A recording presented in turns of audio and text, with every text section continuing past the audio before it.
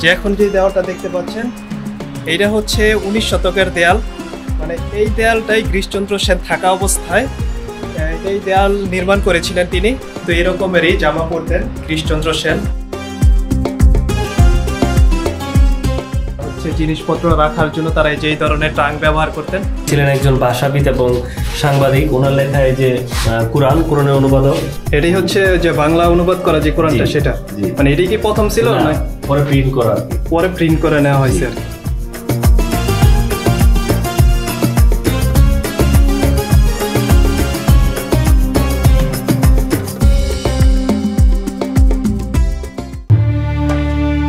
পবিত্র ধর্মগ্রন্থ আল কুরআন, যেটি কিনা আরবি ভাষায় লেখা রয়েছে, কিন্তু মানুষের সুবিধার জন্য যুগে যুগে বিভিন্ন ভাষায় আল কুরআনকে অনুবাদ করা হয়েছে।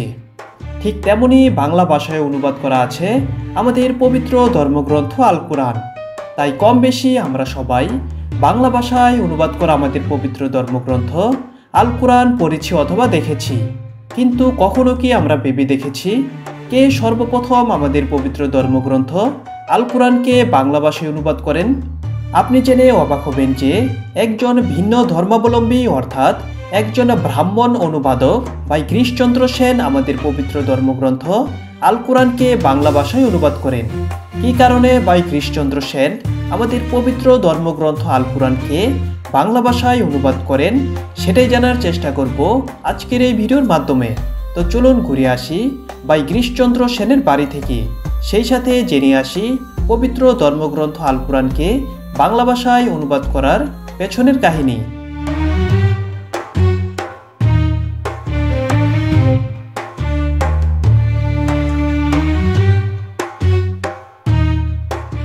তো নরসিংদী জেলা থেকে আমি রিয়াজুল রিয়াজ আপনাদের সবাইকে শুভেচ্ছা জানাচ্ছি। তো আজকে চলে আসলাম ভাই গিরিশচন্দ্র সেনের বাড়িটি দেখার উদ্দেশ্যে। এই বাড়িতেই গিরিশচন্দ্র সেন পবিত্র আল কুরআন বাংলা ভাষায় অনুবাদ করেন। তো সেটাই জানার জন্য এখানে এই বাড়িতে আসলাম। এবং তিনি একজন ভিন্ন ধর্মাবলম্বী হওয়া সত্ত্বেও কেন আমাদের পবিত্র আল কুরআন ধর্মগ্রন্থ বাংলা ভাষায় অনুবাদ করেন সেটাই জানার চেষ্টা করব। সেই সাথে গিরিশচন্দ্র সেনের সংক্ষিপ্ত জীবনী জানার চেষ্টা করব। তো চলুন ঘুরে দেখি গিরিশচন্দ্র সেনের এই বাড়িটি।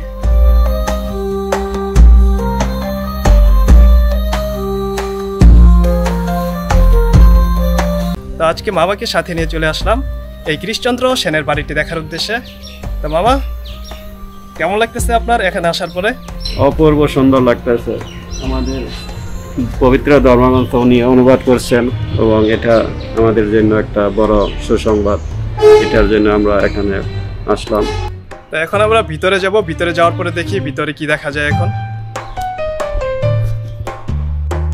বাড়িটির ভিতরে প্রবেশ করলেই আপনারা কর্মরত একজন ট্যুরিস্ট গাইডকে দেখতে পারবেন।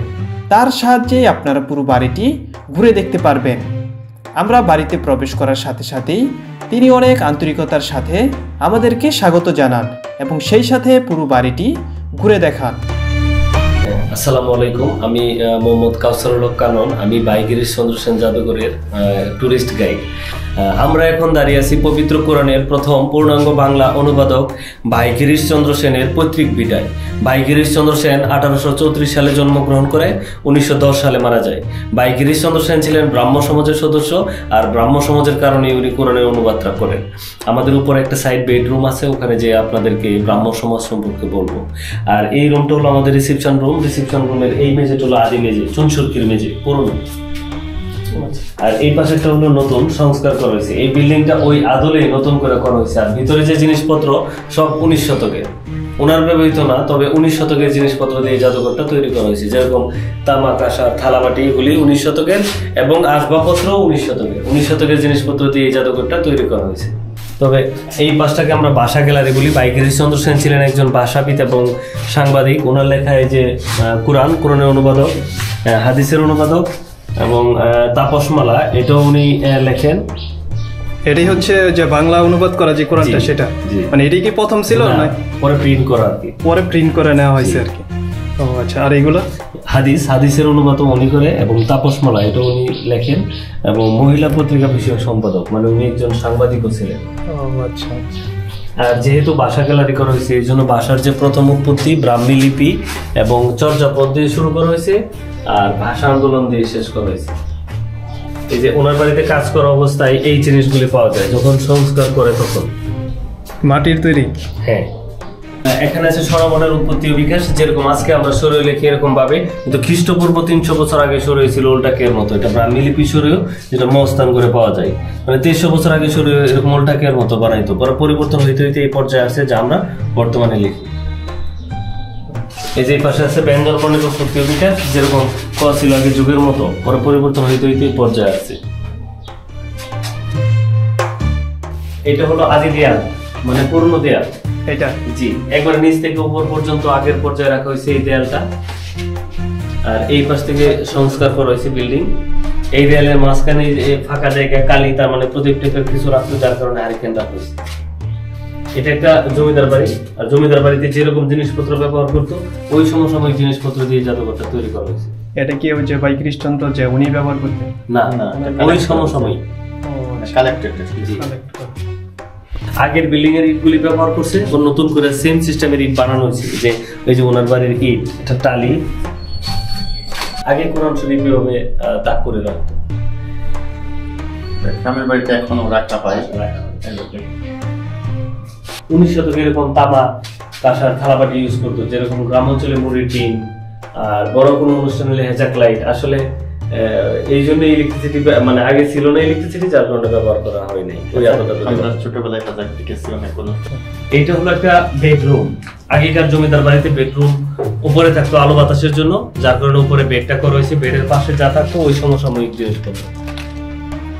জি, আজকে আমরা কলম দিয়ে লিখি, 19 শতকে এরকম ময়ূরের পাখা, কালির দোয়ার দিয়ে লিখি। ভাই গিরিশচন্দ্র সেন এরকম কাপড় পরতেন, কিন্তু এই কাপড় না, এটা হলো ওনার ছবি। ছবি থেকে ফ্যাশন ডিজাইনাররা এরকম কাপড় তৈরি করে দিয়েছে। যে এখানে যে জামাগুলো দেখতে পাচ্ছেন, এক সময় মানে এই জামা না, কিন্তু এরকমেরই জামা পরতেন কৃষ্ণচন্দ্র সেন। এই যে এখানে একটা পায়জামা রাখা আছে, পাঞ্জাবি রাখা আছে, চাদরের মতো রাখা আছে। আর তারা যে খড়মা পরতেন, কাঠের খড়মা, সেগুলো হচ্ছে এই যে এটা। আর সেই সময়ে ব্যবহার করা রেডিও, আর হচ্ছে জিনিসপত্র রাখার জন্য তারা যেই ধরনের ট্রাঙ্ক ব্যবহার করতেন। এই যে এখানে একটা ট্রাঙ্ক রাখা আছে, আর এটা হচ্ছে রেডিও, সেই সময় ব্যবহার করা রেডিও। কোরআন শরীফ রাখার থাক। আর এই পাশটাতে হচ্ছে কোরআন শরীফ রাখা আছে, যদি দেখাই। এই যে এখানে একটা কোরআন শরীফ রাখা আছে। আরেকটা যেটা আশ্চর্যের বিষয়, এই যে একটা মুড়ির টিন, অনেক দিন পর এই যে একটা দেখতে পেলাম, একটা মুড়ির টিন রাখা আছে, দেখতে পাচ্ছেন। মূলত এগুলার মধ্যে তখন তারা খাবার সংগ্রহ করে রাখতেন।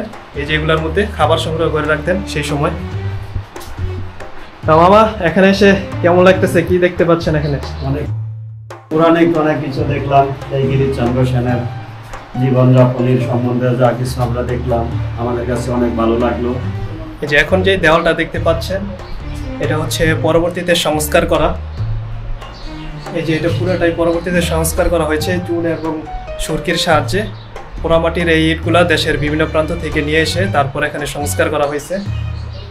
এই যে দেখতে পাচ্ছেন ভাই গিরিশচন্দ্র সেনের অনুবাদের উপর সমকালীন মন্তব্য, মানে এটা হচ্ছে মন্তব্য। এখানে আপনারা আসলে বিভিন্ন সময়ে মন্তব্য যারা করেছিল সেই মন্তব্যগুলো এখানে সংরক্ষণ করা আছে।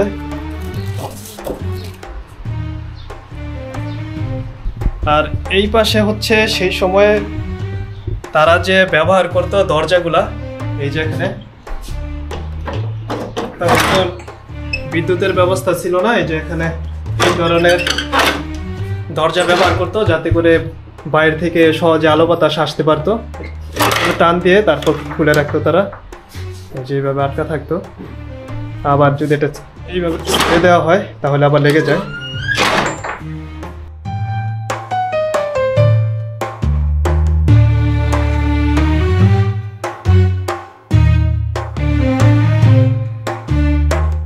ভাই গিরিশচন্দ্র সেন ছিলেন ব্রাহ্ম সমাজের সদস্য।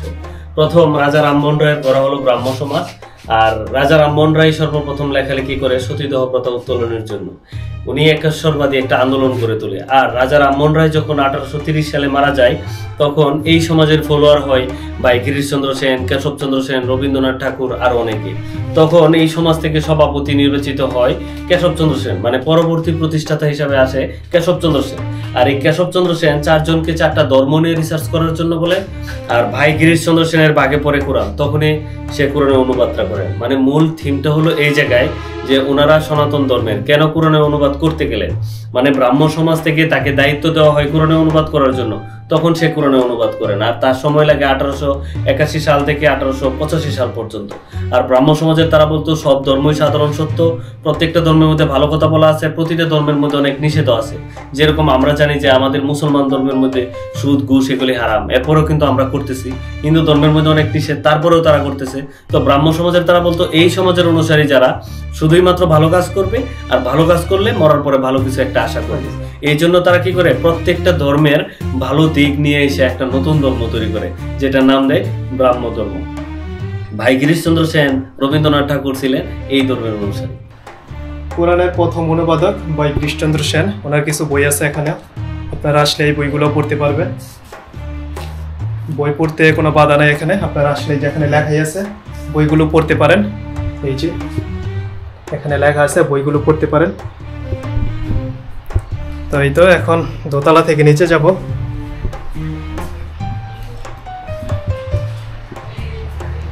যে এখন যে দেওয়ালটা দেখতে পাচ্ছেন, এইটা হচ্ছে 19 শতকের দেয়াল।